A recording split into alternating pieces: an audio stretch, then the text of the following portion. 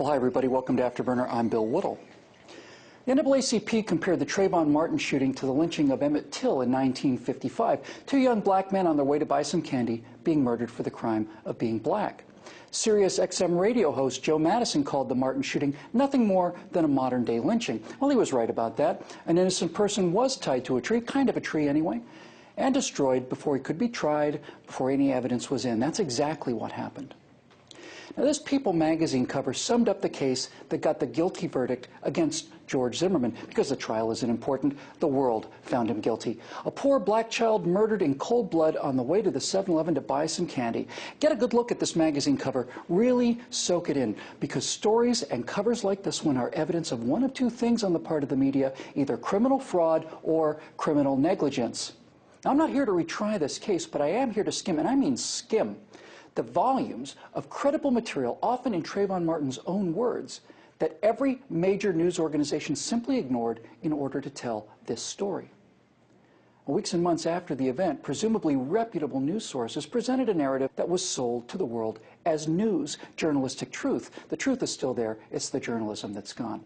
So let's put aside the sentiment for a moment. We'll come back to the sentiment and look at what we know. Daniel Patrick Moynihan once remarked, "You're entitled to your own opinion, but not your own facts." So where to begin? Well, you could start with these two pictures, run side by side virtually everywhere, the cherubic innocent boy and the scowling white Hispanic racist assassin, everywhere, all the time. Well, first of all, let's start at the crime scene, because if you'd arrived there, and the police were in there about a minute after the shooting, you would not have seen this, but rather this. Trayvon Martin was not the child portrayed on the People magazine cover or in the hoodie, and you can tell that George Zimmerman has hardly assassinated a defenseless child from a distance. So, what did the media know or should have known about the two principles that they sat on in order to perpetuate the story? Well, let's start with Trayvon. That happy-looking boy on the People magazine cover really came apart, especially after his father's second divorce. He became active in mixed martial arts style fighting, texting, for example, that he wanted a rematch with an opponent because, in his own words, the other guy hadn't bled enough. Witnesses testified that he was on top of Zimmerman at the time of the shooting, raining down what were called mixed martial arts style blows. We have screen grabs of Trayvon's texts, they're not airable here for extreme graphic content, that showed sexual aggression typical of hip-hop culture in America today. Anyone reading those texts would not describe Trayvon Martin as a sweet young child. He was violent and highly sexualized. And then things start to get even more serious, because a search of Trayvon's locker at school revealed a burglary tool and several pieces of stolen property, including jewelry. Incredibly, well, it would have been incredible at one time, Dade County school officials decided to list that as found property rather than stolen property. If they listed it as stolen property, a police report would have been required, which would reflect badly on black crime rates in the school system, so it was ignored. Now, nevertheless, Trayvon had been suspended several times for behavioral issues in the months leading up to the shooting. And then there's the issue of the candy and the iced tea. Now, we were told that Trayvon, again, an innocent child, simply went to the store to buy some candy and some iced tea. But it wasn't just any candy, and it wasn't iced tea. It was Skittles candy and a drink called Arizona Watermelon Fruit Juice Cocktail. Here's the can found at the shooting scene. The prosecution continually kept up this deception by referring to this drink as iced tea, and some have speculated that they did so to avoid the racial stereotype of black people and watermelon, but there's a much better explanation. Because if you take Arizona Watermelon Fruit Juice Cocktail, a bag of Skittles, and add simple cough syrup, you get a cheap codeine-based drink called lean. Now, there's an entire online subculture devoted to the use of lean, which Trayvon was familiar with. We have screen grabs of him trying to score some codeine online and instead being told he could make some fire-ass lean using cough syrup, Skittles, and Arizona Watermelon Fruit Juice Cocktail. Seems a bit of a coincidence to me that the only two items he picked up out of the entire 7-Eleven were 2/3 of the ingredients needed to make lean. Now, additionally, we have a report from his autopsy that revealed a form of liver damage in this otherwise healthy young man just a few days short of 18 that are consistent with the kind of trauma that excessive lean usage does to an otherwise healthy liver.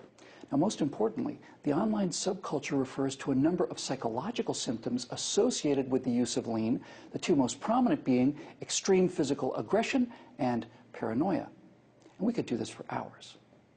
So what about Zimmerman, the arch racist who shot an innocent boy in cold blood? Well, he was raised alongside of two black children. Black members of his community testified he was the only person of any race or color that came up and introduced himself when they moved into the neighborhood. And when a homeless black man named Sherman Ware was knocked down by the son of a Sanford police officer, George Zimmerman, and only George Zimmerman, was so outraged by this assault that he printed up flyers and continued to do so until the son of the policeman was charged with the assault on the homeless black man. The FBI told Eric Holder's Justice Department civil rights cases against Zimmerman would fail because not only was there no evidence that he was a racist, there was a preponderance of evidence that he was not. His was not a white gated community, but a multicultural one, and one in which he seems to have been pretty nearly universally liked and admired. A breakdown of the times and distances between the video recording of Trayvon in the 7-Eleven, the 911 call, and the time of the shooting showed that Trayvon was not being pursued by Zimmerman. He had had ample time to reach his destination, about 4 minutes to go 100 yards. Trayvon had actually gone about 30 yards in that time. He was waiting for Zimmerman. Now, maybe the lean had made him paranoid and aggressive. We don't know. That's speculation. But what isn't speculation is that George Zimmerman was lying on the ground calling repeatedly for help. Why would he call for help if he was determined to kill this person? With Trayvon Martin, who was several inches taller, astride him, raining down mixed martial arts blows and telling him he was going to die that night. And when Trayvon started bashing his skull against the cement, Zimmerman thought, pretty reasonably in my opinion, that if he didn't act, he would indeed die that night. Which is why the police did not charge him and refused to charge him until the President and Attorney General of the United States brought overwhelming political pressure in contradiction of all the evidence for a prosecution. Now remember, no one in the jury was allowed to know about the lien, the burglary, the altered mental state, the history of violence, none of it. And they acquitted George Zimmerman anyway. Those are the facts. How do we know this? Is it because of the in-depth reporting of the New York Times, the Washington Post, or the Miami Herald? No. None of them were interested in any of this. Most of this comes to light through the internet and among many dedicated researchers, especially the works of Jack Cashel at American Thinker and Sundance at the Conservative Treehouse. Now I know some of you are snorting, Conservative Treehouse, American Thinker, typical right-wing liars, but the problem with that is this is not speculation. It's Trayvon Martin in his own words. Go look. It's screen grabs of his texts. It's his own Facebook posts. It's the actual autopsy report. It's sourced. It's evidence. It's called journalism. There's no journalism in places like the New York Times. These facts were available to anyone. That a few individuals could find them without resources and without pay proves that there's no journalism in places like the New York Times. You know, the definition of tragedy is something terrible that didn't have to happen. Should George Zimmerman have gotten out of his truck that night? I think of all the people in the world saying no, he would be at the top of the list. And if it weren't for the political correctness, Trayvon Martin might have gotten charged with his earlier burglaries. Would that have scared him or his parents into changing his direction? No one knows. Now, after the verdict, this image appeared. It's meant to connect Trayvon Martin with Martin Luther King. And of all the things in this wretched lynching of George Zimmerman, this is the most disgraceful. Why is there a Martin Luther King Day and not, say, a Jesse Jackson Day or an Al Sharpton Day or a Louis Farrakhan Day?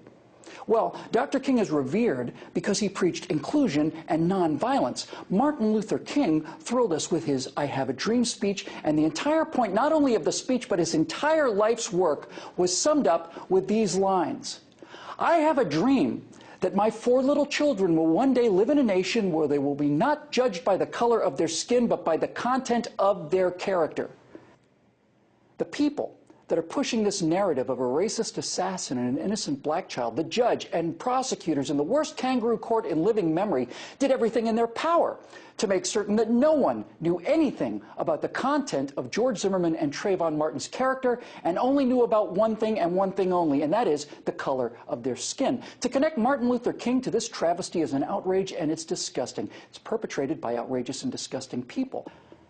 And if all of this political power and journalistic malfeasance can be deployed to sell a tortured lie, as in the case of this little story, then what political power and journalistic malfeasance do you think might be deployed in making us buy a much larger one?